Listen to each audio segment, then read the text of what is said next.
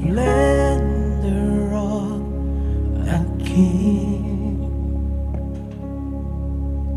clothed in majesty. Let all the earth rejoice, all the earth rejoice.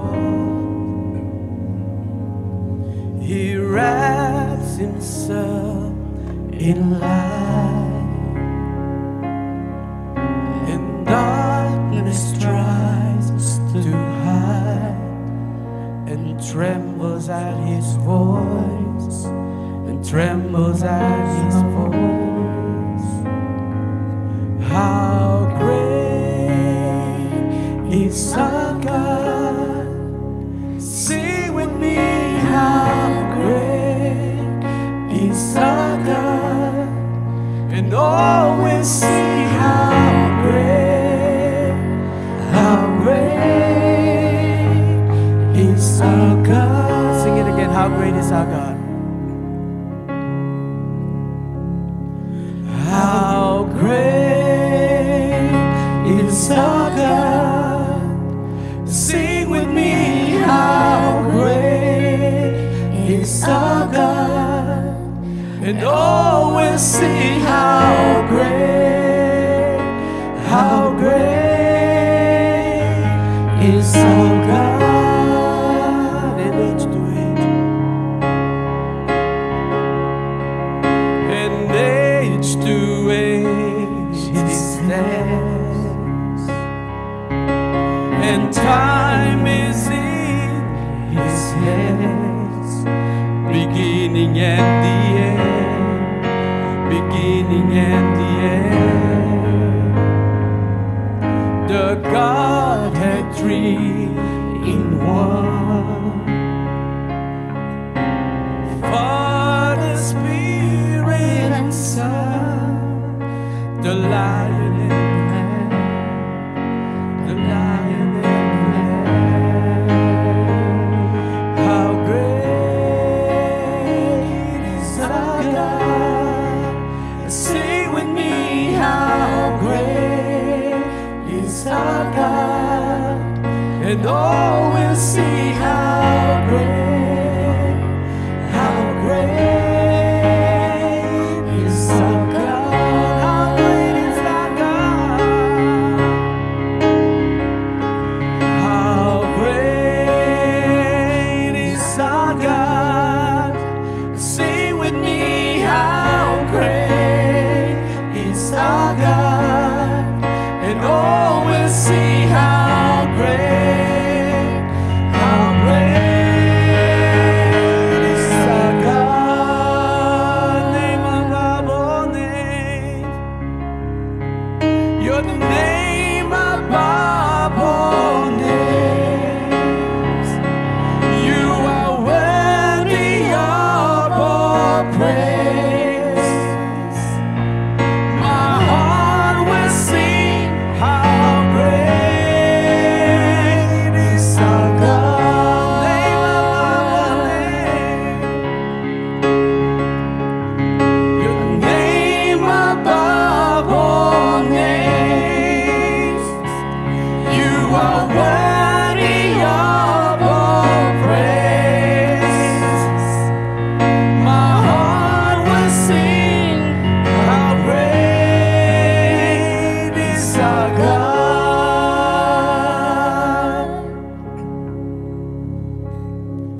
How great is our God? Sing with me, how great is our God, and all will see how great is our God. Sing it from your heart, how great is our God? How great is our God?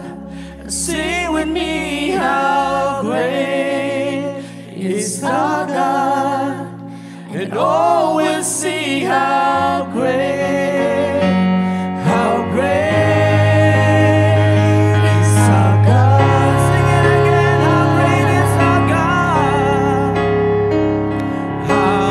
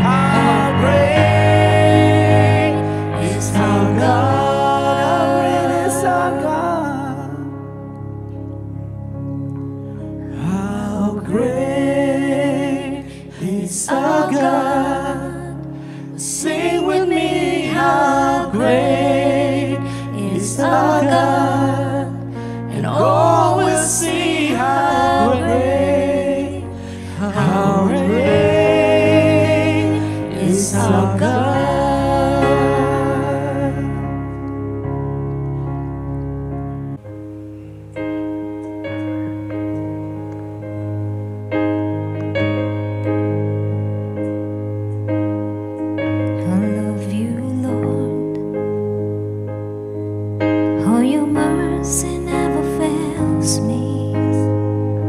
All my days I've been held in your hands. From the moment that I wake up until I lay my head, I will sing of the goodness of God. All my life you have been faithful. And all my life you have been so, so good. With every breath that I am able, oh, I will sing of the goodness of God. I love your voice. You have led me through the fire in darkness night. You are close like no other. I know you as a father. I know you as a friend. And I have lived in the goodness of God. All my life you have been faithful.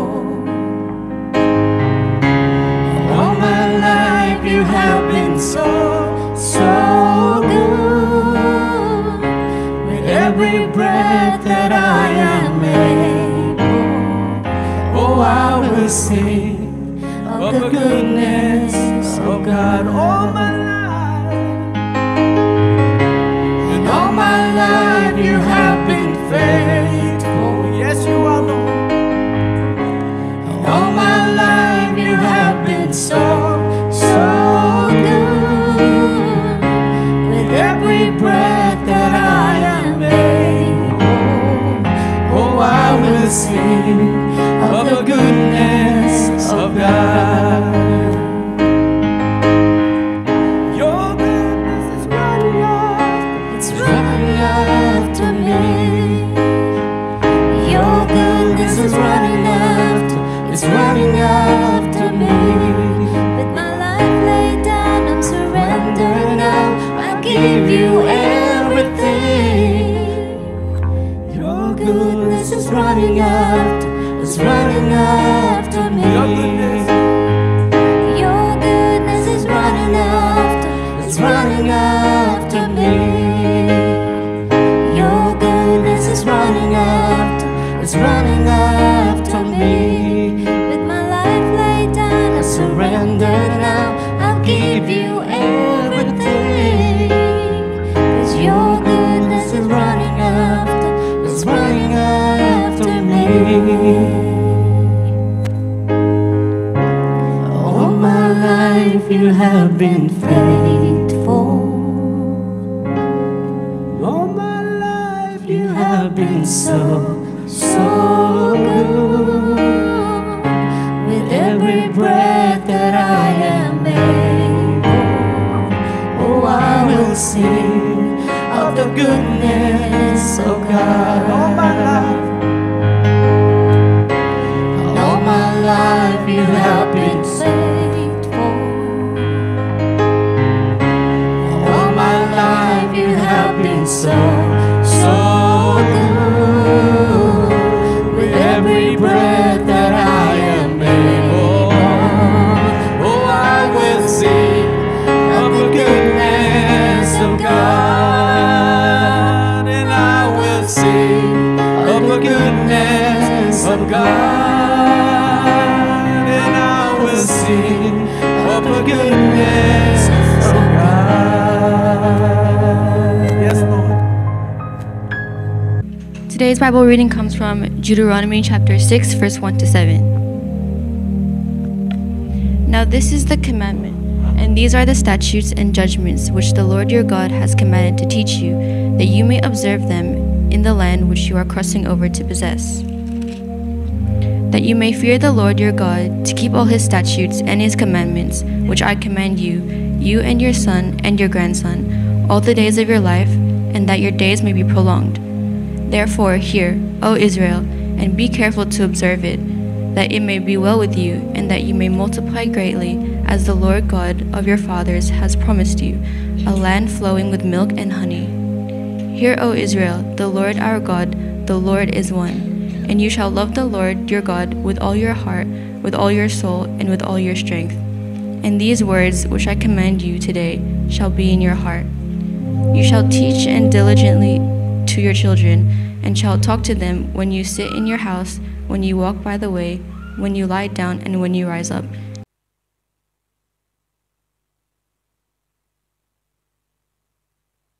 Thank you very much, Alicia, for reading to us the Word of God. And thank you, Praise and Worship team, for leading us and drawing us in worship today. How are we all doing? All good? A very warm welcome. In spite of the cold, very cold weather, warm welcome to each one of you. Just say to the person next to you, welcome. I love to see you here. It's good to see you here. All right, we will be continuing with our theme for the month of July. Month of June, where the theme is heritage or legacy. And the title of our message today is A Godly Heritage. So a quick review of what we have learned so far in our preaching. And we defined legacy or heritage as what we have inherited from the past. What we have inherited from the past, so we can value and enjoy in the present, and to preserve and pass on to the next or to the future generation. Heritage or legacy is what we have inherited in the past, and we have to value it, we have to enjoy it in the present, and it is also for us to pass it on to the next or the future generation. We have learned in the past also that we have two parts of our history. Each one of us is part of history or making a history. We have made history, and we are currently making history as well. And we have two parts of that. The first part is our past. What we have learned or what we have built up in the past, or what we have inherited in the past as well. And the second one is what we are now at the moment. So everyone has an ancestry. Everyone also has a personal history.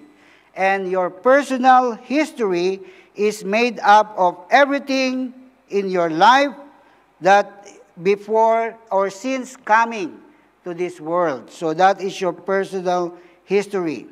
But we have focused in the past or in the past messages that our life that you have carved out for yourself through your own decision.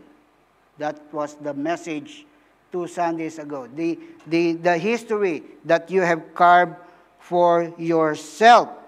What you have made or what you are now because of your own decision. And we all have made decisions in our life that have affected also what we are today. And because the fact of the matter is that you're a product of both your ancestry and your own decision. And we have learned that we have to refuse to let our legacy or your past decide your future. For example, we have, in the Philippines, of course, all of us have plenty of cousins. Yeah? Who's got many cousins here? Who has a big family? Almost all of us, yes, of course. So in the Philippines, we are a very big family because my grandfather and my grandmother on my mother's side has 8 children. And out of those 8 children, the average child is between 4 and 6. So there's plenty of cousins.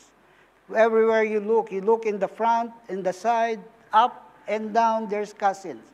And our grandmother, who is a very godly woman, she always prays for each one of us. I always hear my grandmother at night, in the middle of the night, praying for each one of us. And she has taught us a lot of things about God. She brings us to the church, of course, together with my mother. They bring us to the church every Sunday. And all the cousins learn about God through our mothers and our grandmother. The reason why I only mention my grandmother is because my grandfather died when my grandmother was only 20s, in her 20s. So we didn't see our grandfather. Anyway, our grandmother have taught us. But do you know, among the many cousins, at least 25% did not follow the Lord. They made their own decision that they will not follow what the grandmother had taught us. At least 75% among us cousins, many became pastors, many became married to pastors, and those things. So it's our own decision. Even though our grandmother or ancestor have passed on to us a godly legacy, but it's still our own decision. So that's what I'm saying. Our history is made up of the past, and the present is what we are making based on our own decision. In fact, what we are right now is based on our own decision. So today, we will focus on godly legacy, what we will pass on. And of course, it depends on those children whom we will be passing on to make a decision. Yeah? So you might say, but Pastor Tim, I don't have children. I'm still single. Pastor Tim, I don't have a child and I'm not married yet. Doesn't matter, because I'm sure you have a younger sister, you have a young cousin, you have a friend, and soon, in the future, you will get married and may have your own children as well. Okay, so normally when we think of inheritance, what comes to our mind when we think of inheritance?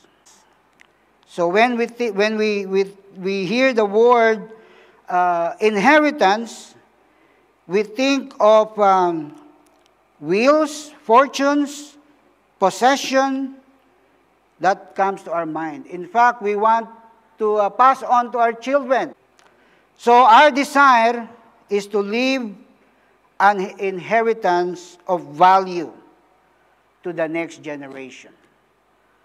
By the way, as I was saying last time, few years back, I am the next generation. Maybe 10, 20, 30 years ago, I think of myself, I was very young then. I think of myself as the next generation because I still have those grandmas, grandpas, and moms, and dads, and uncles and aunties. So I think of myself as the next generation. And time flies so quick. Now I am the generation. And the next generation are my children and my future grandchildren. And looking at these young people here in front, I remember them running around, attending Sunday school. Time flies so quick. And of course, as I have said, if we have the choice, if it is our desire to leave an inheritance of value to our children, but you know, there is far more precious inheritance we can leave behind. One that can impact beyond our earthly years. And this is the gift of a godly heritage, laying a strong spiritual foundation that points our children to Jesus. That should be our main goal, to point our children, to point the next generation to Jesus Christ. You know, I appreciate what my grandma did. I appreciate what my mother did because they showed us a godly example. But the best thing they did was to point us to Jesus. Because as what we have kept on saying, Jesus is the answer. Jesus is the answer. Not me, not us, but Jesus. So, the best value, the best value inheritance we can give is to point our children to Christ. In our scripture reading today, in Deuteronomy 6:7, God commands us to teach His truth to our children. It says, "You shall teach them diligently to your children, and shall talk to them when you sit in your house, and when you walk by the way, and when you lie down, and when you rise." All the time, we have to teach His truth, the truth about God, to our children. In Joshua chapter 3, verse 7, says, "The Lord said to Joshua, 'This day I will begin to exalt you in the sight of all Israel, that they may know that as I was with Moses, so I will be with you.'" In chapter 4, verse 10 says, "So the priest who bore the ark stood in the midst of Jordan until everything was finished that the Lord has commanded to Joshua, to speak to the people according to all that Moses had commanded Joshua. And the people hurried and crossed over." You see, when the entire nation of Israel had crossed over the river, God commanded 12 men, one of each tribe, to take up 12 stones from each riverbed. These stones were to serve as a memorial to their children of God's faithfulness to His people. So what happened is, when they were from slavery, they crossed the river, and God said, "Get a stone." So each leader of the 12 tribes took a stone, each one. So there were 12 stones. And what are these 12 stones for? They are as a reminder to the children, to the next generation, about God's faithfulness, about God's goodness, because they were able to cross, because God fulfilled His promise to the people of Israel.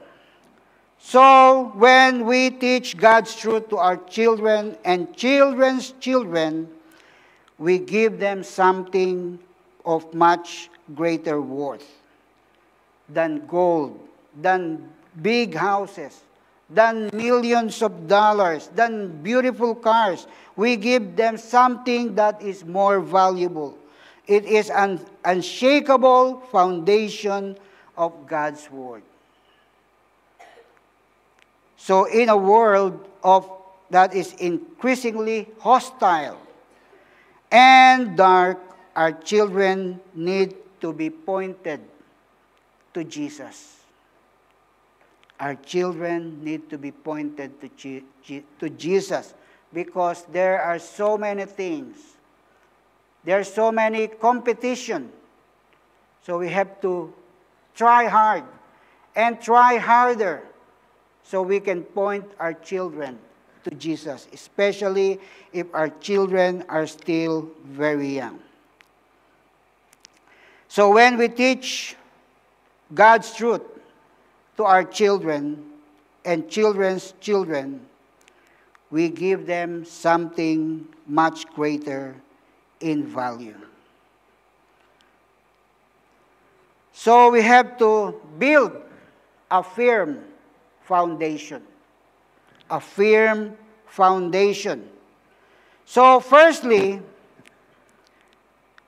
I remember my mom and my grandmother, both of them are widows, by the way, at a very young age.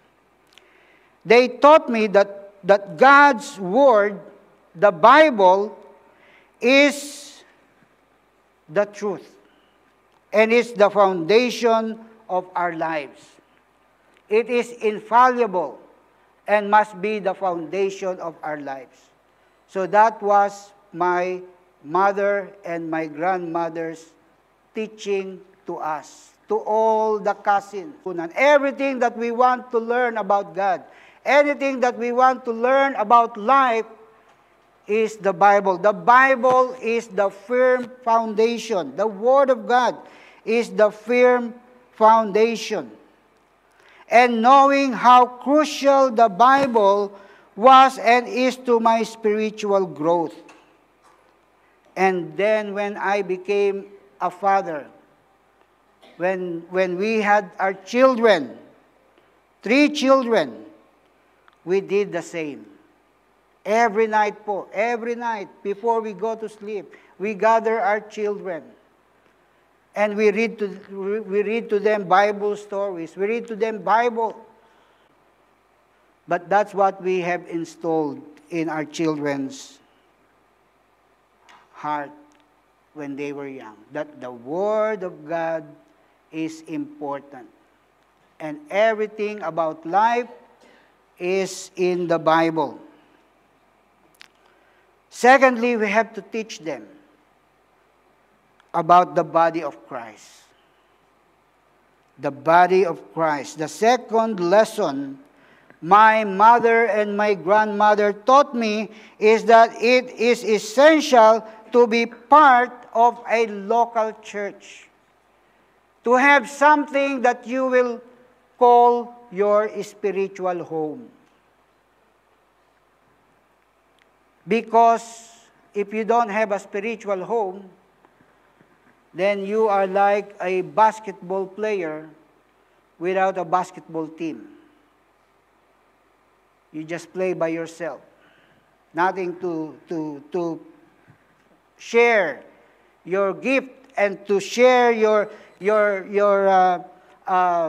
good technique in playing in a team. It's like a musician without an orchestra or a band. Did you see how good our band, although we don't have a drummer today and a lead guitarist, but you see how good they are? Imagine one of them just playing by themselves, but when they're all together, they play so beautiful. So it is important that we instill to our children the importance to prioritize attending church. And don't just send them, by the way. Bring them. When our kids were young, we bring them to church every Sunday. The church. But otherwise, we bring them to church just like our mother and our grandmother bringing us to church every Sunday. And that's how we saw the value, the importance of having a spiritual home, as having a spiritual family. Every Christian need a spiritual family, a home church.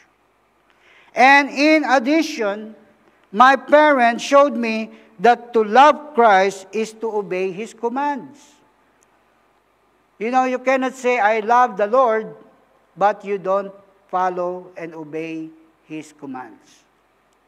And everything is in the Bible. Follow it diligently, which includes actively serving in the church, in the body of Christ. So throughout my childhood, I saw both my mother and my grandmother serving with their hearts and hands in the body of Christ. That's why when I was growing up, of course, there were times that I drift away. So we have to teach our children to obey the Word of God and to obey His command. We have to plant the seed. We have to start sowing seeds. As we see in Scripture, God has commanded us to pass on a holy legacy to our children. The instruction first stated in Deuteronomy 6:7, as our scripture reading says, "You shall teach them diligently to your children, and shall talk to them when you sit in your house, when you walk by the way, when you lie down, and when you rise up." And this verse was repeated in Deuteronomy 11:19. "You shall teach them to your children," is speaking of them when you sit in your house, when you walk by the way, when you lie down, when you rise up. So I could imagine the children have that stone. Every tribe has this stone, and the parents, the moms and dads, is pointing their children to that stone. When we cross on the river, when God faithfully fulfilled His promise, rescuing us from slavery, and we were miraculously able to cross the river. And this stone is a memory, a reminder of God's faithfulness to us. So also in Galatians 6:7, "Do not be deceived, God is not mocked. For whatever a man sow, he will also reap." If we plant the Word of God to our children, it will bring forth life to them. And it will give them life. 3 John 1:4, it says, "Have no greater joy than to hear that my children walk in truth." Isn't that a beautiful legacy that we can have when we see our children walk in truth? Okay, now, how do we do this also? Here are some things I found helpful on my personal experience. First of all, we have to have God's Word. We have to hide God's Word in our own heart. You know, we cannot give something that we don't have. We cannot share something that we have not experienced. But I can experience. I have experienced it. That's why I can share it. So, if we want to share something to our children, we have to experience. So, hide God's Word in your heart. We have to read the Word of God.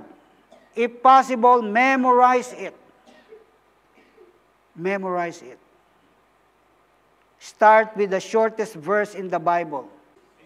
Jesus wept, John 11:35. John 3:16. So if possible, memorize it. But if you cannot memorize, read it, and I guarantee you, it will bring forth life in your heart. Because the Word of God is alive. It's a living Word. And it will not return to God void. So, hide God's Word in your heart. And pray with and for your children. We have to win them for the Lord. You know, I have seen the value of prayer through my grandmother. But when she was younger, I literally see my grandmother praying every night. But we could see her inside, kneeling and praying for each one of her children and all of her grandchildren. That's why she prayed for hours, because she always mentioned us in prayer. So pray, and then foster a servant's heart. Model servanthood to your children by practicing Christian hospitality, generosity, and kindness to those inside and outside of the body of Christ. And your children will see it, will appreciate it, if we practice Christian hospitality, generosity, and kindness. And share what God is teaching you. Encourage your children to share what God has been teaching them. Ask them, what are you learning? What have you been learning from us and from the Word of God? Have a conversation with them. Don't be shy and don't be afraid. And lastly, and most importantly, live by example. Walk the talk.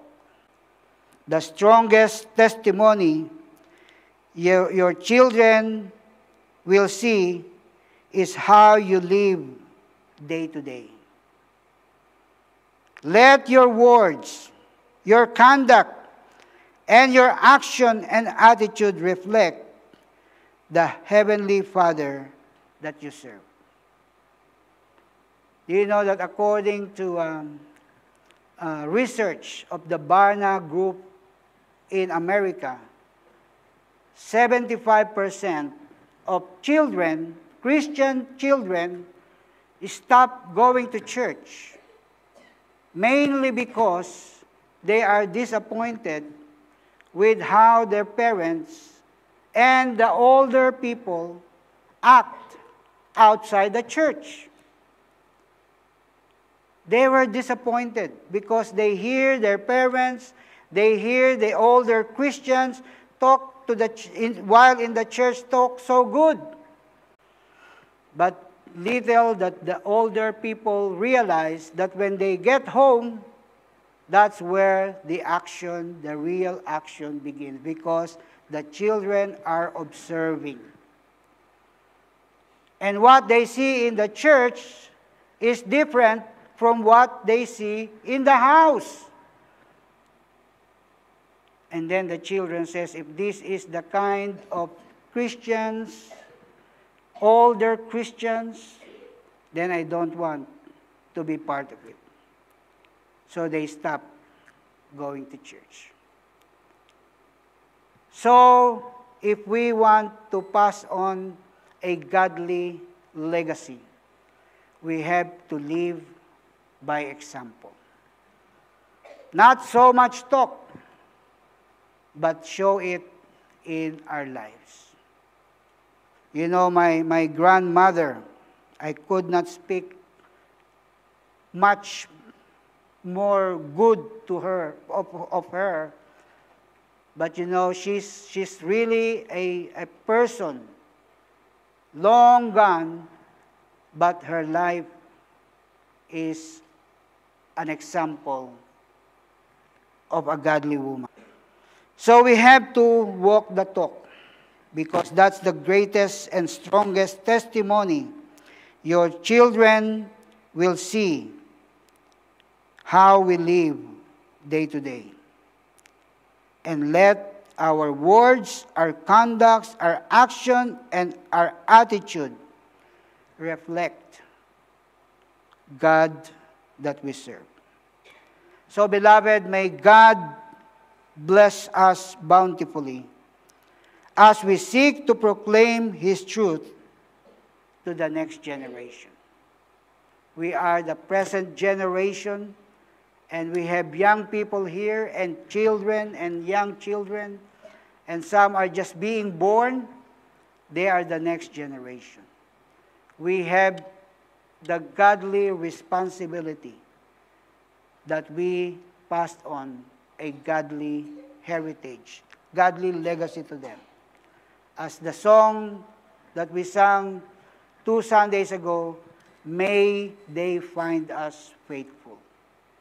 May the footprints that we leave lead them to believe.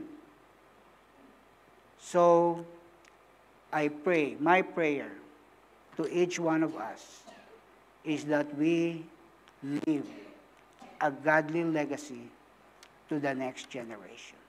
Let us pray. Yes, Heavenly Father, we thank you because those who have traveled before us, those who have journeyed before us, have left us a godly legacy. And it is our time to make decision. To make decision to continue living in the legacy that they have left us behind.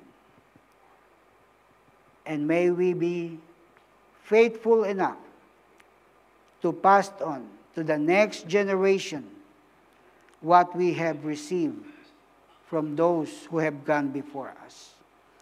Thank you, Lord. May you bless each one of us, and may you empower us by your Spirit. In Jesus' name we pray. Amen and amen.